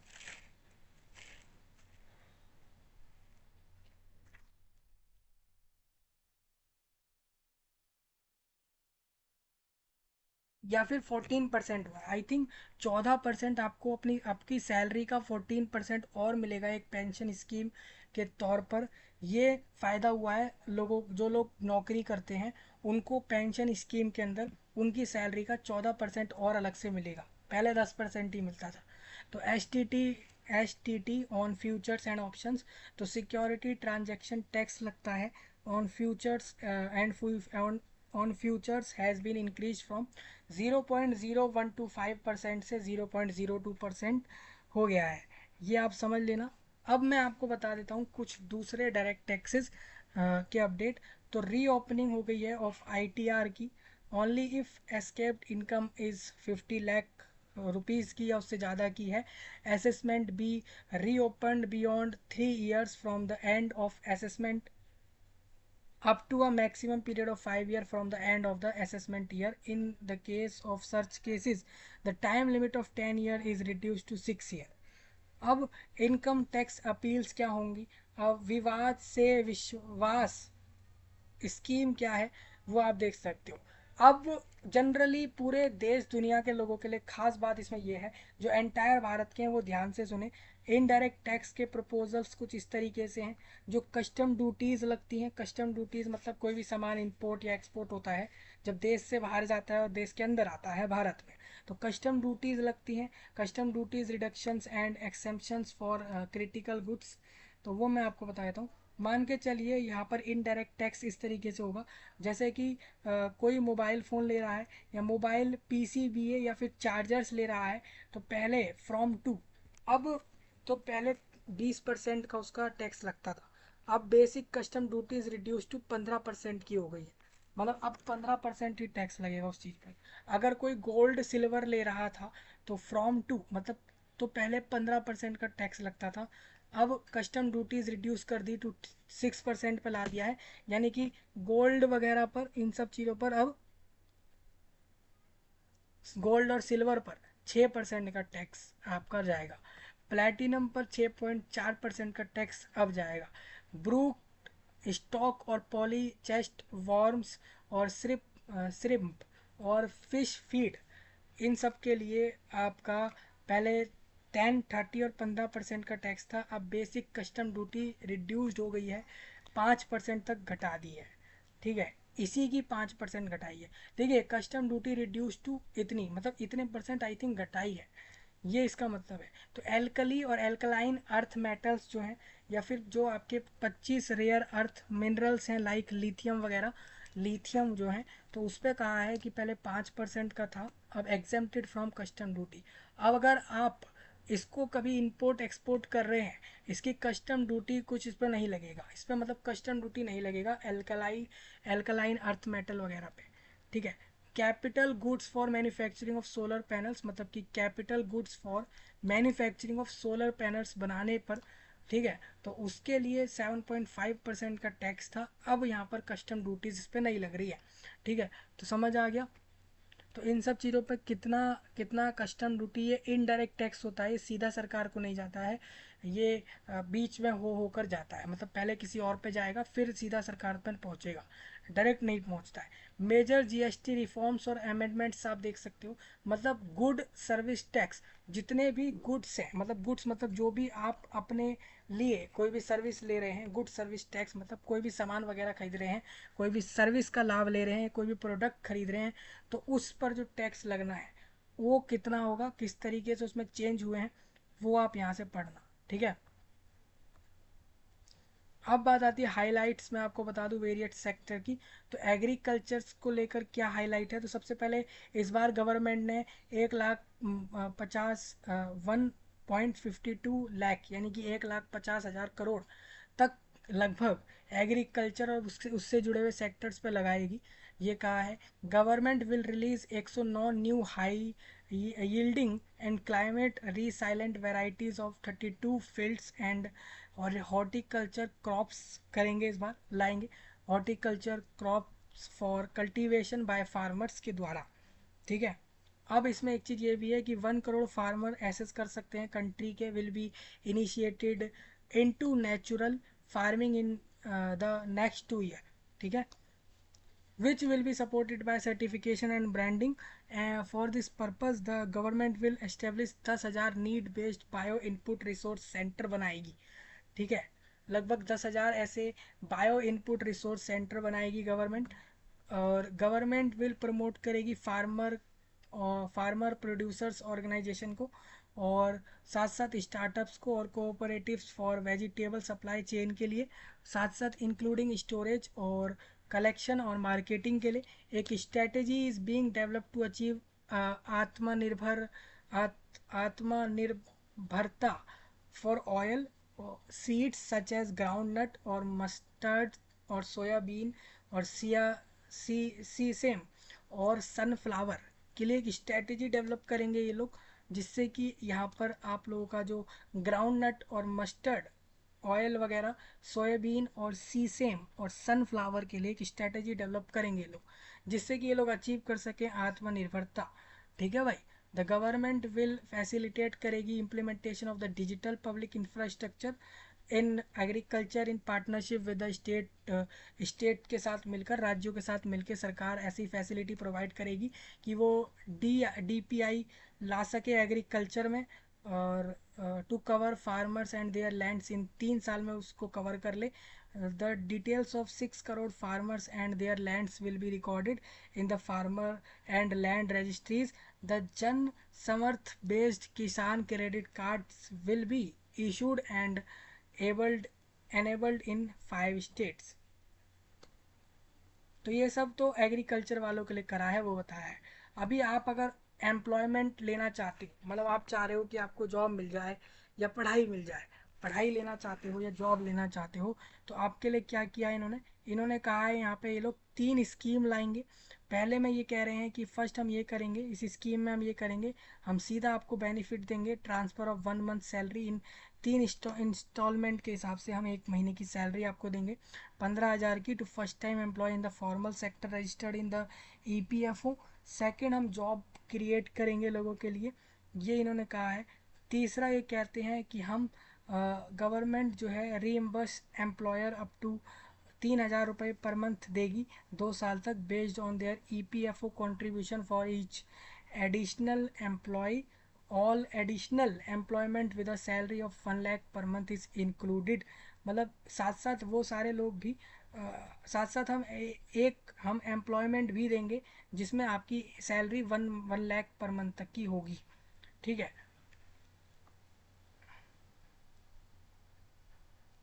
अब बात आती है इंक्लूसिव ह्यूमन रिसोर्स डेवलपमेंट और सोशल जस्टिस के लिए भी क्या हाइलाइट्स हैं, वो आप यहाँ देख सकते हो। मैन्युफैक्चरिंग और सर्विसेज से क्या कुछ होगा पूरे देश में, उसके लिए आप देखिए। नेक्स्ट, अर्बन डेवलपमेंट, जो शहरी इलाके हैं उनकी डेवलपमेंट के लिए ये लोग क्या करेंगे, तो ये लोगों का प्लान है कि ये लोग लगभग 14 लार्ज सिटीज़ बनाएंगे। मतलब ये कह रहे हैं will formulate to a transit oriented development plan for 14 large cities with a population of 30 lakh। साथ साथ ये कह रहे हैं PM आवास योजना अर्बन 2.0 के अंदर the housing needs of 1 crore urban middle class and poor families will be addressed with an investment of 10 lakh crore। This will include a central assistance of 2.2 lakh crore in the next 5 year। ठीक है। अब energy security में इन लोगों को क्या कुछ करना है वो बता रहे हैं। एनर्जी सिक्योरिटीज़ में इन लोगों का सबसे पहला एक सीन ये है कि ये लोग कह रहे हैं कि हम हर घर के लोगों की छतों पर हम सोलर पैनल्स लगवाएंगे। ठीक है। सूर्य, आप जानते हो वो जो आपका होता है मुफ्त बिजली योजना के अंदर आ रहा है इन लोगों का, PM सूर्य घर मुफ्त बिजली योजना है। उसमें ये कह रहे हैं कि हम हर घर के ऊपर एक तो सबसे पहले सोलर पैनल्स लगवाएंगे। मतलब एक सोलर पैनल्स आपने देखा होगा जो सूर्य की रोशनी से चार्ज हो जाता है, फिर इलेक्ट्रिसिटी प्रोवाइड करता है, वो लगाएंगे हम पूरे देश के लगभग 1 करोड़ लोगों के घर पे लगाने वाले हैं पूरे भारत में, जिसमें हम 300 यूनिट तक की इस पर बिजली फ्री दे देंगे। ये 1 करोड़ लोगों के घर पे सबसे पहले लगेगा इसमें, ये इन्होंने बोला है। और भी चीज़ें एनर्जी सिक्योरिटी में लिखी हैं, इंफ्रास्ट्रक्चर में क्या होगा, इनोवेशन रिसर्च और डेवलपमेंट में क्या होगा, नेक्स्ट जनरेशन रिफॉर्म वगैरह, और ये सब चीज़ें। अब इसमें आप लोगों को बजट एट अ ग्लांस अगर पूरा पढ़ना है तो ये वाला फाइल है, बजट की स्पीच वाली फाइल पढ़नी है तो ये है, डेफिसिट स्टैटिस्टिक्स की फाइल ये है, बजट का प्रोफाइल ये है, किसको कितने रुपए मिल रहे हैं किस मिनिस्ट्री को उसका फाइल ये है, एक्सपेंडिचर का फाइल ये है, मतलब टोटल अमाउंट कितना खर्च होगा उसका ये है। तो इस तरीके से आप ये सारी फाइल रीड कर सकते हो, ये सब यहाँ से भी एसेसिबल है, ठीक है। अब कुछ लोगों के मन में कुछ ख्याल उठ रहा होगा, जैसे कि इसमें कुछ मेन पॉइंट क्या थे, तो मेन पॉइंट दो तीन ही थे। सबसे पहले मेन पॉइंट इसमें ये थे कि ये लोग गरीब पर, महिलाओं पर और युवाओं पर और अन्नदाता जैसे कि फार्मर्स पर ध्यान देना इनका काम है इस बजट के हिसाब से, ठीक है। अब जो टैक्स स्लैब में क्या चेंज हुआ है इस बार, तो टैक्स स्लैब में इस बार जो चेंज हुआ है वो ये है कि अगर आप 3 लाख रुपए तक का कमा रहे हो तो आप 3 लाख रुपए तक कमाने वाले को 1 रुपया भी नहीं देना है सरकार को। लेकिन 3 से 7 लाख का जो कमाता है उसको 5% अपनी सैलरी का टैक्स देना होगा। 7 से 10 लाख वाले को 10%, 10 से 12 वाले को 15, और 15 लाख से ऊपर कमाने वाले को अपने पूरी कमाई का, इनकम का 30% उसको गवर्नमेंट के पास देना है। ये डायरेक्ट टैक्स है। अब एक चीज़ और हुई है, जो पहले 50,000 तक टैक्स नहीं देते थे, अब 75,000 तक भी कमा रहे हो तो 75,000 तक में भी आपको टैक्स नहीं देना है। ये समझ आया। अब इनडायरेक्ट टैक्स तो सबका लगना ही है, जीएसटी से आप सर्विस लोगे या गुड्स लोगे, प्रोडक्ट्स लोगे तो उससे टैक्स सबका लगता ही है। उसमें कोई चेंज ज़्यादा खास आया नहीं है, बाकी आप पढ़ सकते हो, ठीक है। अब नेक्स्ट यही चीज़ आप यहाँ पर भी आके, ये जो आपका की फीचर्स हैं इस बार के बजट के, वो यहाँ लिखे हुए हैं। जैसे कि इन लोगों ने 4 चीज़ों पे फोकस किया है, किसानों पर, गरीबों पर और महिलाओं पर और यूथ। यूथ मतलब जो 15 साल के लोग या जवान लोग होते हैं, ये जो 20, 25, 30, 35 तक के या यूथ लोग जो होते हैं, युवा लोग, चाहे आप यूथ मतलब युवा समझ सकते हैं, युवा लोग मतलब जवान लोग, नए लोग, युवा लोग, ठीक है। इन 4 लोगों पे फोकस किया है। बजट में थीम यही रही है कि हम इस बार नौकरी दें, है ना। एम्प्लॉयमेंट मतलब हम जॉब देंगे। स्किल मतलब हम तरह तरह की चीज़ें सिखाएंगे, लैपटॉप चलाना, कंप्यूटर से चलाना, कोडिंग वगैरह, कोडिंग करना, ऐप बनाना, वेबसाइट बनाना, दूसरे सेक्टर की स्किल्स, क्लोथिंग की स्किल, फार्मिंग की स्किल, और दूसरी दूसरी स्किलें, स्टार्टअप कैसे करें, एंटरप्रेन्योरशिप, एंटरप्रेन्योर कैसे बने वगैरह स्किल्स इसमें आ गए। एमएसएमईज, ठीक है, पे फोकस है। मिडिल क्लास के लोगों पे फोकस है इनका। मिडिल क्लास मतलब वो लोग जो रोज़ कमाते हैं, रोज़ खाते हैं वो लोग, या सैलरी बेस्ड लोग जीते हैं, या नौकरी करके कमा रहे हैं, खा रहे हैं, उन लोगों पर, मतलब जो लोग मिडिल क्लास में आते हैं, मतलब ज़्यादा अमीर भी नहीं है, गरीब भी नहीं है, मतलब अपना घर चला के जी सकते हैं। और मिडिल क्लास मतलब वो होते हैं जो कि या तो टैक्स नहीं देते हैं, कमाते तो हैं टैक्स नहीं देते, या फिर वो टैक्स देते भी हैं तो बहुत कम देते हैं। अब प्रियोरिटीज़ है इसमें फॉर विकसित भारत की, जिसमें आपका प्रोडक्टिविटी एंड रीसाइलेंसेस हैं। एग्रीकल्चर के अंदर किस किस चीज़ पे ध्यान देंगे ये लोग, यहाँ से पढ़ो। नेचुरल फार्मिंग है जिसमें इन्होंने बोला है, जो सब बताया है ये की फीचर्स हैं। आप अगर इस फाइल को भी समझते हो पूरा बजट समझ आ जाएगा, ठीक है। अब एम्प्लॉयमेंट और स्किल्स में क्या करने वाले हैं वो आप यहाँ देख सकते हो, ठीक है। नेक्स्ट आ जाती है प्रियोरिटीज़ फॉर विकसित भारत, मतलब भारत को विकसित बनाना है, विकास करना है, ठीक है। नेक्स्ट इसके अंदर आ जाती है आप लोगों की मैन्युफैक्चरिंग एंड सर्विसेज, मतलब क्या क्या बनाएंगे, किस किस चीज़ का सर्विस अब दिया जाएगा, वो आ गया आपका यहाँ पे, ठीक है।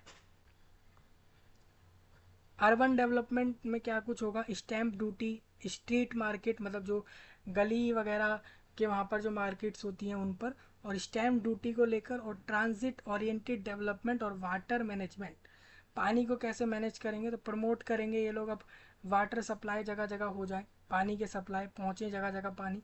सैवेज ट्रीटमेंट और सॉलिड वेस्ट मैनेजमेंट प्रोजेक्ट हम करेंगे, मतलब solid waste management projects and services for 10 बड़ी शहरों पर थ्रो बैंकेबल प्रोजेक्ट से हम पहुंचेंगे।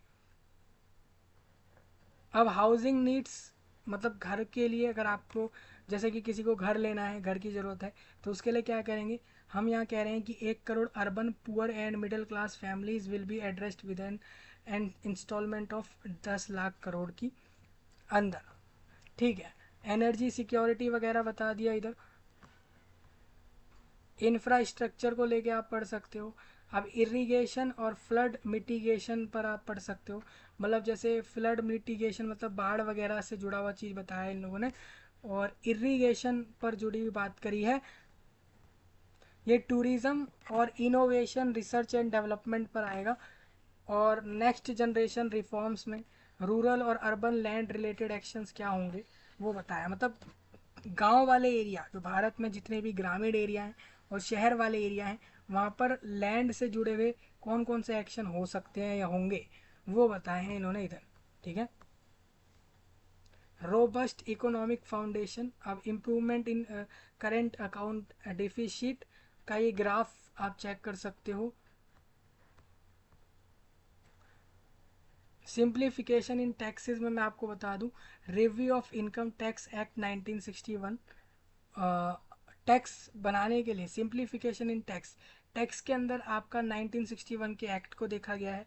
Simplification of charities and TDS, litigation and appeal, और डीपीनिंग द टैक्स बेस, और sector specific custom duty proposals वगैरह ये हैं।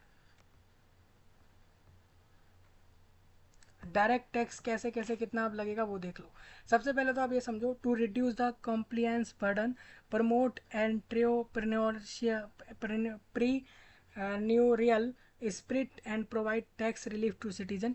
लोगों को टैक्स की छूट देने के लिए short term gain of financial asset to attract 20% tax rate, और long term gains on all financial and non financial asset to attract a tax rate 12.5%, increase in limit of exemption of capital gain on financial asset to 1.25 lakh per year।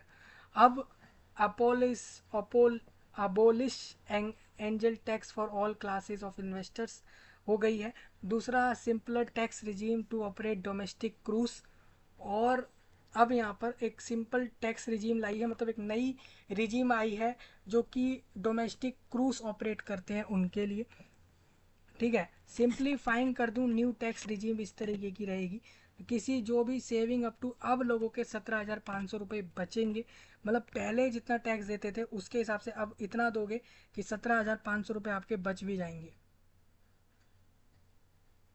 ठीक है भाई। Next इसमें ये है, यहाँ पर जो लोग 10 लाख से 12 लाख के बीच कमाते हैं सैलरी के तौर पर, उन लोगों का 15% टैक्स इधर उनको देना है। ठीक है,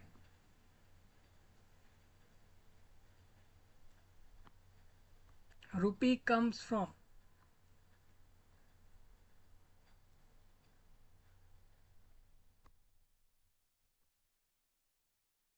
अब देखो इन लोगों ने ये बता दिया है कि हम लोगों को टैक्स का अमाउंट रुपीज़ कम्स फ्रॉम, मतलब कि हमारे लोगों को, हम लोगों को गवर्नमेंट के पास, सरकार के पास कहाँ कहाँ से पैसा पहुँचता है। तो इनकम टैक्स से 20% पहुँचता है, यूनियन एक्साइज ड्यूटी से 5% आता है, बोरोइंग और अदर लाइबिलिटीज से 27% पहुँचता है, नॉन टैक्स रिसिप्ट से, जिनकी मतलब जिनकी टैक्स रिसिप्ट नहीं बनती है वहाँ से भी हमें मतलब टैक्स पहुँचा है लेकिन उसका कोई रिसिप्ट नहीं है, वहाँ से 9% आता है। ठीक है। हाँ, रुपी कम फ्रॉम, कम्स फ्रॉम मतलब कहाँ कहाँ से आ रहा है वो बताया है। जैसे जीएसटी पर आपको पता ही है, जीएसटी 18% करीब लगता है किसी भी चीज़ पे, तो ऑब्वियस सी बात है गवर्नमेंट के पास 18% ही तो पहुँचेगा। तो ये वो हो गया। और कॉरपोरेशन टैक्स इतना लगेगा, कस्टम ड्यूटीज़ पर 4% टैक्स लगता है। तो इस तरीके से इन्होंने ये बताया है कि हमारा जो टैक्स अमाउंट होता है वो कहाँ कितना लगता है और कितना इनके पास पहुँचता है, रुपीज़ गोज़ टू, और फिर ये कहाँ कितना जा रहा है वो भी इन लोगों ने बताया है। ठीक है, सब्सिडीज सब्सिडीज़ पे 6% ये लोग लगा रहे हैं, डिफेंस पे पूरे टैक्स का 8% लगा देते हैं ये लोग खर्चा जब करते हैं। देखिए दो तरीके से है, पहले तो आपको ये पता होना चाहिए कि आपका पैसा किस तरीके से गवर्नमेंट के पास पहुंचा है। इनकम टैक्स से 19% आप पहुंचाते हैं, मतलब सरकार के पास जितना कलेक्शन आता है, जो भी टैक्स का पैसा आता है, रुपया आता है भारत देश के पास, सरकार के पास, उसमें 19% डायरेक्ट नौकरी वालों के टैक्स पहुंचते हैं। मतलब जो लोग नौकरी करते हैं उनकी तरफ से टैक्स जो लोगों को पहुंचता है सरकार के पास, वो लगभग 19% होता है। और यूनियन एक्साइज ड्यूटी से 5% टैक्स सरकार के पास पहुंचता है। जब आप कोई भी सामान वगैरह, आइटम वगैरह लेते हैं, तो उस पर जो 18% टैक्स आपसे लेते हैं, तो सीधा 18% टैक्स का अमाउंट, यानी कि जो टैक्स का कलेक्शन गवर्नमेंट के पास है, उस अमाउंट का 18% अकेला जीएसटी और बाकी तरीके के टैक्स से पहुंचते हैं। कॉरपोरेशन टैक्स 17% सरकार के पास पहुंचता है। कस्टम ड्यूटी से 4% पहुंचता है। ये समझ आया कि कहाँ कहाँ से आता है। अब जो खर्चा होता है वो आप समझो, जो रुपी ये लोग खर्चते हैं पेंशन्स पर, आप लोगों को पेंशन्स देने के लिए 4% खर्च देते हैं। बाकी एक्सपेंसिडेशन, मतलब बाकी जितने खर्चे बच गए उन पर 9% खर्च देते हैं। इंटरेस्ट पेमेंट पर ये लोग 19% आपकी खर्चते हैं। मतलब इंटरेस्ट पेमेंट मतलब कि हम ब्याज लेंगे, आप किसी को भी कोई पेमेंट वगैरह करोगे तो उस पर हम ब्याज लेंगे, तो उस पर ये लोग 19% खर्च डालते हैं। सेंट्रली स्पॉन्सर्ड स्कीम, मतलब वो स्कीमें जो कि सेंट्रल गवर्नमेंट स्पॉन्सर कर रही है, मतलब केंद्र सरकार के लोगों की स्कीम नहीं है वो, चाहे किसी भी स्टेट में चल रही है, कहीं पर भी चल रही है, ये यूनियन टेरिटोरी और स्टेट्स गवर्नमेंट की स्कीम है। हालांकि इसको चला यूं हालांकि इस पर जो खर्चा कर रही है वो गवर्नमेंट ऑफ इंडिया कर रही है। तो गवर्नमेंट ऑफ इंडिया इसमें सेंट्रली स्पॉन्सर्ड होती है, मतलब जो स्कीमें स्पॉन्सर करेगी सेंट्रल गवर्नमेंट, हालांकि वो स्कीम उसकी नहीं है, वो स्टेट गवर्नमेंट या यूनियन टेरिटोरीज की है। ठीक है, समझ आया।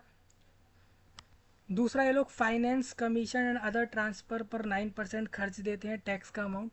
स्टेट शेयर्स और स्टेट राज्यों का जो शेयर होता है ऑफ टैक्सेस का एंड ड्यूटीज़ का, उस पर ये 21% दे डालते हैं। और आपके भारत की जो सिक्योरिटी होती है, जैसे कि air force, navy, army, navy, air force और बाकी जितने डिफेंस हैं, सुरक्षा करने के लिए जो आपके विभाग हैं भारत देश में, उसमें पूरे बजट का 8% उस पर ही खर्च हो जाता है। ठीक है। और सेंट्रल जो सेंटर सेक्टर की, मतलब सरकार के खुद के लोगों की, भारत के लोगों की सरकार की जो स्कीम चलती है देश में, उसमें ये लोग 16% रुपया वहाँ डाल देते हैं टैक्स का। इस तरीके से खर्चा होता है। मान के चलिए इन सब पर खर्चा निकालने के बाद भी टैक्स का अमाउंट बच गया, और सोचना है कि अब कहाँ खर्चें, किस सेक्टर में डालें, तो यहाँ पर बाकी एक्सपेंडिचर, मतलब बाकी खर्चों पर टैक्स का 9% बच जाता है। ठीक है। अब एक्सपेंडिचर ऑफ मेजर आइटम्स आप देखते हो तो डिफेंस पर इस बार अगर आप पूछो तो टोटल आप टैक्स का अमाउंट देखना, उस टोटल टैक्स के अमाउंट का आप 8% निकालना, तो वो लगभग 4,54,000 करोड़ का ही आएगा, जो कि डिफेंस पे लगेगा। रूरल डेवलपमेंट मतलब कि गांव का विकास करना, उस पर पूरी टैक्स की अमाउंट का 2,65,000 करोड़ लग रहा है। सोचिए भारत देश में बहुत सारे गांव हैं, बहुत सारे ऐसे विलेज हैं जिन पे विकास करना है, फिर भी पूरे टैक्स का 48 लाख करोड़ अमाउंट का सिर्फ 2,65,000 रुपीज़ ही खर्च होगा इस बार। यानी रूरल डेवलपमेंट मतलब ग्रामीण एरियाओं का विकास करने के लिए इस बार ये लोग पूरे टैक्स का, मुझे नहीं पता 2,65,000 कितना परसेंट होता है, आप निकाल लेना, उतना ही लगाएंगे। यानी आप मान के चलिए अगर 50 लाख टैक्स का अमाउंट होता, 50 लाख करोड़, तो उसका 2 लाख करोड़ कितना हो जाता, लगभग 4% हो जाता। यानी पूरे 4 to 5% लगभग यहाँ पर ये लोग 4% हम मान लेते हैं पूरे टैक्स पर, जो भी ये लोग बजट का खर्चा कर रहे हैं, उसका सिर्फ 3 से 4% ही रूरल यानी कि ग्रामीण एरियाओं को डेवलप करने में खर्चेंगे। 2,65,000 करोड़, ये सारे करोड्स में है। इस बार एग्रीकल्चर और एलाइड एक्टिविटीज़ में 1,50,000 करोड़ खर्च होगा। होम अफेयर्स में भी इतना ही होगा। एजुकेशन में इससे कम होगा। आईटी और टेलीकॉम में भी कम होगा। देखिए एजुकेशन में कितना कम कर रहे हैं ये लोग खर्च। हेल्थ में ये लोग कह रहे हैं कि 89,000 करोड़ खर्च होगा। एनर्जी के सेक्टर में 70,000 करोड़ खर्च होंगे। Social welfare, commerce and industries में आप देख सकते हो। ठीक है, तो इस तरीके से अमाउंट हो जाता है। हाँ, ये सब अलग है, ये सब मिनिस्ट्रियों का नहीं है। मिनिस्ट्रीज़ का तो मैं अभी आपको दिखाऊंगा। Allocation of major schemes crore में। मनरेगा में कितना इस बार ये लोग वो लगाएंगे, वो सब बता देता हूँ। तो इस सब को आप पढ़िए, मैं सब एक्सप्लेन करता हूँ।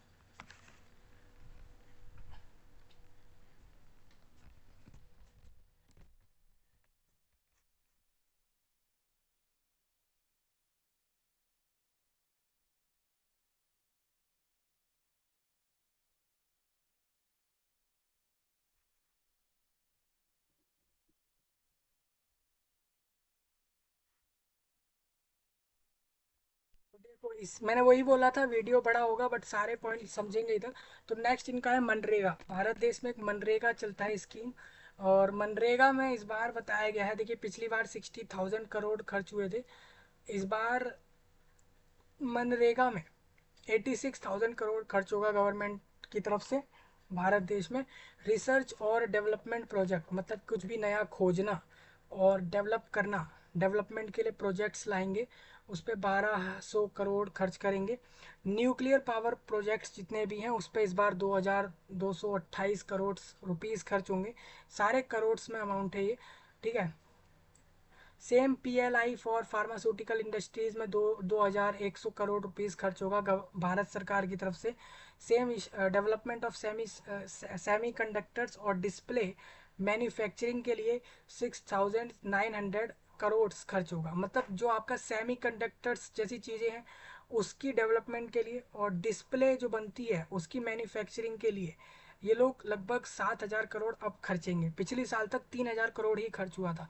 जैसे आपका लैपटॉप है, लैपटॉप में जो डिस्प्ले है, मोबाइल फ़ोन में जो डिस्प्ले है, या अलग से टेलीविज़न में जो डिस्प्ले है, उस पर 7,000 रुपीज़ करोड़ में खर्च होंगे। सोलर पावर ग्रिड मतलब कि आप जो सोलर पैनल लगाएंगे छतों पर, उसके ऊपर इस बार 10,000 रुपये तक के खर्च करेंगे। पिछली बार सिर्फ 5,000 करोड़ ही खर्च हुए थे। डायरेक्ट बेनिफिट ट्रांसफ़र एलपीजी, मतलब एलपीजी के जो बेनिफिट मिलेंगे आपको, यानी कि जो आपके घर जो गैस सिलेंडर लगते हैं एलपीजी वगैरह, उसमें इस बार 1,500 करोड़ तक का खर्चा गवर्नमेंट की तरफ से होगा। पिछली बार तक सिर्फ 180 करोड़ तक का ही हुआ था। और lines of credit under idea scheme में आपको बता दूं, यहाँ पर लगभग 4,000 करोड़ का खर्चा अब होगा, ठीक है। अब रिसिप्ट्स की बात कर लेते हैं भाई, ठीक है। रेवेन्यू रिसिप्ट और कैपिटल रिसिप्ट की बात कर लेते हैं।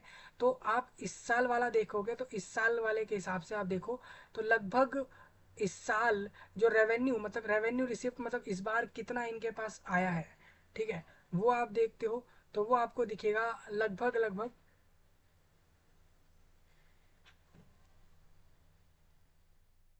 देखो ये वाला अमाउंट आप देखो, ये 16.9 है और ये 31.3, यानी आप इसको इसमें ऐड करोगे तो 17, और ये एक पॉइंट इधर 18 और 30 यानी 48 हो जाएगा। कैपिटल रिसिप्ट मतलब ये लोग कितना एक्स्ट्रा खर्च रहे हैं और कितना इनके पास आया, ठीक है। सिंपल समझ आ रहा है ये, मतलब आप ये देखो। रेवेन्यू रिसिप्ट मतलब इन लोगों के पास टैक्स का अमाउंट टोटल इस साल कितना पहुंचा है और ये लोग कितना खर्च रहे हैं, ये बता रहा हूँ मैं, ठीक है। तो इन अभी गवर्नमेंट में, भारत देश की गवर्नमेंट के पास टोटली टैक्स कलेक्शन से इस बार 31.3 लाख करोड़ पहुंचा है, ठीक है। 31 लाख, हाँ 31,30,000, 31 लाख और ये 30,000 करोड़ तक का अमाउंट गवर्नमेंट के पास टैक्स से पहुंचा है पूरे देश से। और कैपिटल रिसिप्ट मतलब ये हो जाता है। और एक्स्ट्रा आप देख सकते हो ये लोग 17 लाख करोड़ रुपए इसके ऊपर और एक्स्ट्रा लगा रहे हैं। तो इस हिसाब से ये लोग, इस वजह से आप देखते हो यहाँ पर, आप देख सकते हो ये 16.9, इसको मैं ऐड करके बता देता हूँ। देखो इसको आप ऐड करो तो 16 ये आ गया, और 31 ये है, तो 30 और ये 40 47 और ये 48.20 आएगा, ठीक है। और उतना ही आपका बजट का अमाउंट है, 48 लाख, ठीक है। 48,20,000 करोड़ में 48,20,000 करोड़ इस बार खर्च हो रहा है। जबकि आप सोचिए इस बार गवर्नमेंट के पास 31.3 लाख करोड़ आए और वो लोग लगभग 48 लाख 20 करोड़ तक खर्च रहे हैं। तो इतना ऊपर ये लोग एक्स्ट्रा खर्च रहे हैं। ये कहाँ से आया? ये इनके पास पिछले पिछले टैक्स का कलेक्शन और पिछले जितना भी कलेक्शन गवर्नमेंट के पास है उसमें से ये लोग इतना खर्च पा रहे हैं।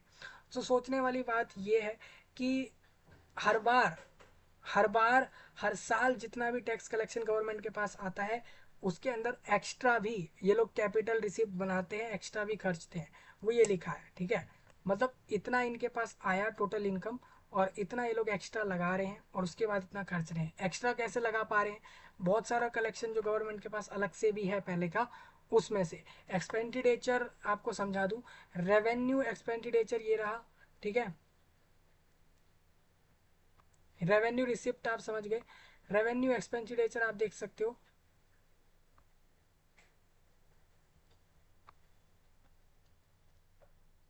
अब ये इस तरीके से आपका जो की फीचर था ना वो यहाँ एंड हो जाता है। तो की फीचर ऑफ बजट 2024-25 के की फीचर्स हमने समझ लिया। मेनली हमने बजट को इजीली और सामान्य भाषा में, एक अच्छी भाषा में पूरा समझ लिया। बाकी ये जो क्लियर टैक्स है, क्लियर टैक्स डॉट इन, इस वाले फाइल को सबको पढ़ना है, बहुत ज़रूरी है। नेक्स्ट जो यहाँ पर 80 पेज की ये फाइल है, इसमें भी पूरा वही समझाया हुआ है। ये आपका पीआईबी है, पीआईबी ने भी इसको अच्छे से समझा रखा है। तो प्रेस के द्वारा जो आपका ये आ जाता है प्रेस इंफॉर्मेशन ब्यूरो, उससे भी आप इस पूरे को समझ सकते हो, ठीक है। नेक्स्ट अगर आप यहाँ पर आओगे इस वेबसाइट पर, तो यहाँ पर भी इन लोगों ने दे रखा है अलग अलग तरीके से, जैसे कि यहाँ पर बजट एट अ ग्लांस और एक्सपेंडिचर प्रोफाइल, एक्सपेंडिचर बजट, यहाँ से भी आप समझ सकते हो। अब प्रेस ने रिलीज़ किया था कल, जो पीआईबी है उसकी वेबसाइट पर ये अलग से दे रखा है, आप यहाँ से भी समझ सकते हो, ठीक है। तो मुझे उम्मीद है यहाँ यहाँ से बड़ी अच्छे से समझ आएगा बजट का सारा कुछ। अगर कोई मेरे से पूछे कि इस बार के टोटल अमाउंट क्या है बजट की, तो इस बार की जो बजट की अमाउंट है, जो इससे पहले 3 महीने पहले इंटरिम बजट था उसकी अमाउंट थी 32 लाख करोड़ की, और अब 48 लाख करोड़ की अमाउंट है। यानी कि इस बार के बजट की अमाउंट 48 लाख 20,000 करोड़ की है। अब मैं आपको बता देता हूँ किस मिनिस्ट्री की जो है कितनी इस बार उसको जो है अमाउंट बजट के तौर पर खर्चे के लिए मिली है, ठीक है। तो हम ऐसे में क्या करते हैं, हम इस वाले फाइल को ले लेते हैं, ठीक है। यहीं से समझ आ जाएगा, देखिए यहीं पर लिखा हुआ है, तो हम इसी वाली फाइल को समझा देते हैं आप लोगों को। देखो, मिनिस्ट्री ऑफ आयुष को 3,712 करोड़ रुपए मिले हैं इस बजट में खर्चा करने के लिए।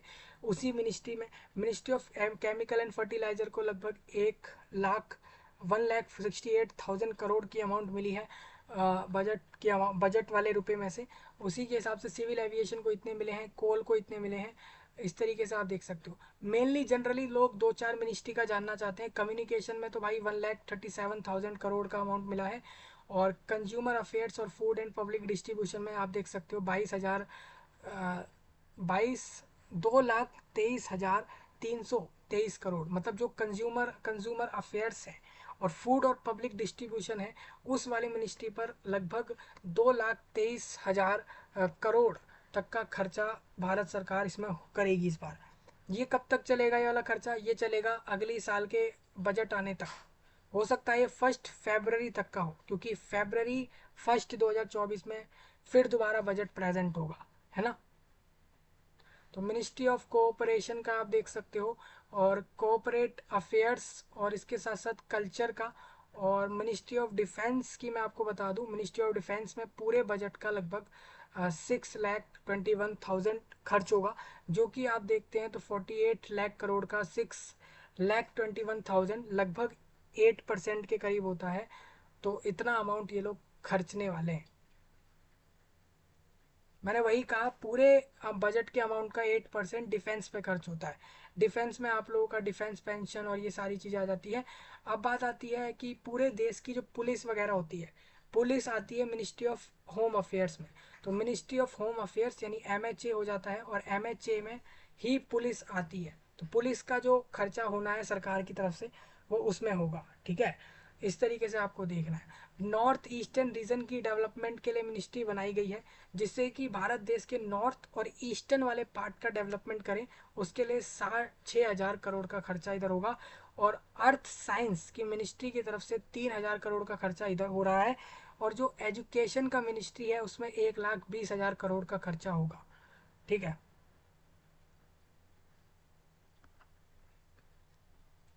तो इस तरीके से मुझे उम्मीद है सबको सारे पॉइंट समझ आ रहे हैं। फाइनेंस की खुद की जो मिनिस्ट्री है उस पर कितना खर्चा होगा आप देख लो।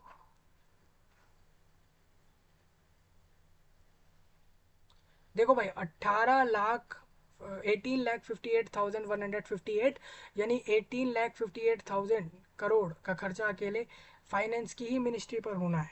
मतलब पूरे बजट के अमाउंट का 18,58,000 रुपीज़ तो अकेले मिनिस्ट्री ऑफ फाइनेंस के ही हैं, जिसमें मिनिस्ट्री ऑफ इकोनॉमिक अफेयर्स आ गया, एक्सपेंडिचर आ गया, और भी सारे पॉइंट गिना दिए।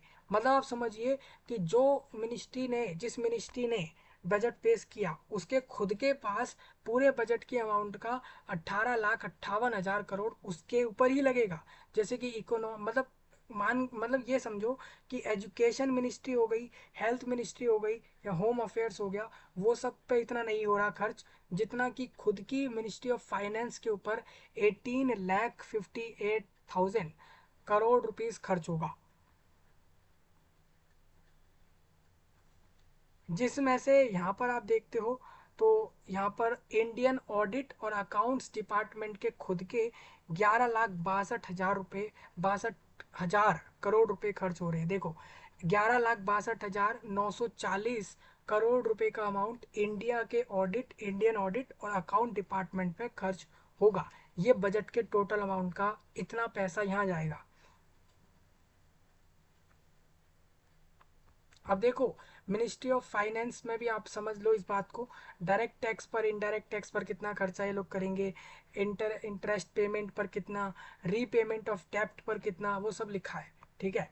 तो मिनिस्ट्री ऑफ फिशरीज और एनिमल हस्बेंड्री और डेयरी वाले जो प्रोडक्ट है, डेयरी प्रोडक्ट, डेयरी वगैरह, तो उस पर इनका 7,140 करोड़ के लगभग खर्च होगा पूरे देश पर, इंडिया के पूरे एंटायर इंडिया पर। और ministry of food processing industry पे 7,200 करोड़ का, हेल्थ और फैमिली वेलफेयर के लिए लगभग 90,000 करोड़ रुपए यहाँ खर्च हो रहे हैं। ठीक है। मिनिस्ट्री ऑफ हैवी इंडस्ट्रीज आप देख लो। अब बात आती है एमएचए की। मिनिस्ट्री ऑफ होम अफेयर्स में ज़्यादा खर्चा लगता है, इसी वजह से इसमें 2,19,000 करोड़ रुपए अकेले मिनिस्ट्री ऑफ होम अफेयर्स पे खर्च होंगे। अब ये सारे रुपए जो होंगे ना, वो डायरेक्ट इन मिनिस्ट्रियों को मिल जाएंगे, इन मिनिस्टर्स को या इन मिनिस्ट्री के हेड को मिल जाएंगे, और फिर उसको संभालना है कैसे वो अगले 11-12 महीने तक इस बजट के अमाउंट से उस मिनिस्ट्री के अंदर विकास करता है और संभालता है। जैसे कि एमएचए मिनिस्ट्री के लिए लगभग 2,19,000 करोड़ रुपीस खर्च होगा, जिसमें कैबिनेट के लिए खर्चा होगा, पुलिस पर खर्चा होगा, चंडीगढ़ के लिए अलग है, लद्दाख लक्षद्वीप के लिए अलग है, ट्रांसफर्स टू दिल्ली, जो दिल्ली में ट्रांसफ़र होंगे लोगों के, जम्मू एंड कश्मीर में ट्रांसफ़र होंगे लोगों के, उसके लिए अलग खर्चा इनका लगेगा। ठीक है। तो यहाँ से आप सब देख लो भाई, जल शक्ति, labour and employment, law and justice, और माइंस का मिनिस्ट्री, माइनॉरिटी अफेयर्स का, इन सब पर कितना खर्चा ये लोग करेंगे वो सब इन्होंने दे रखा है। तो वही कह रहा था, अभी अभी कुछ लोग ऐसे हैं जो जानना चाहते हैं कि भारत देश की रेलवे वाले मिनिस्ट्री पर कितना खर्चा होगा। तो ये 85 नंबर पर आप देख रहे हो, तो रेलवे का मिनिस्ट्री पर 2,55,000 खर्च होगा। मतलब पूरे भारत देश की रेलवे की मिनिस्ट्री पर लगभग 2,55,000 करोड़ रुपए खर्च होगा इस बार बजट के अमाउंट में से। ठीक है। रोड ट्रांसपोर्ट और हाईवेज में आप देख सकते हो कितना खर्च होगा, 2,78,000 करोड़ अब खर्च होगा किस पे, ministry of road transport and highways में। ठीक है। ये बजट से पता लगता है आप लोग कौन कितना कहाँ खर्चेगा। ये हो गया, मिनिस्ट्री वाइज आपने देख लिया। बाकी और डिटेल्ड में ये पूरा फाइल है, ये मैंने आपको दे दिया है, तो आप वहाँ से पढ़ लेना इसको। तो बाकी और भी इसमें लिंक हैं, जैसे कि बजट एट अ ग्लांस में आप जाते हैं तो और भी चीज़ें हैं, एक्सपेंडिचर प्रोफाइल आप पढ़ सकते हो। और इसके नीचे एक और इसमें सेक्शन है आप लोगों का, जैसे कि यहाँ पर आ जाता है एनुअल फाइनेंशियल स्टेटमेंट, वो भी आप देख सकते हो। तो ये सारे पॉइंट आप खुद चेकआउट कर लेना। मेरा इतना ही था इस वीडियो के अंदर, सारा कवर हो चुका है, अमाउंट वगैरह सब बता दिया। किसी को कोई पॉइंट ऐसा लग रहा हो उसको बोलना हो बता सकता है, वीडियो काफ़ी बड़ा हुआ है, सारे पॉइंट डिस्कस हो गए। ठीक है। सब्सक्राइब करो, लाइक करो, शेयर करो, और कमेंट में न्यू टॉपिक्स जितने भी आपके नए टॉपिक हैं वो ड्रॉप करते रहना। चलिए मिलता हूँ, तब तक के लिए आप सबका धन्यवाद।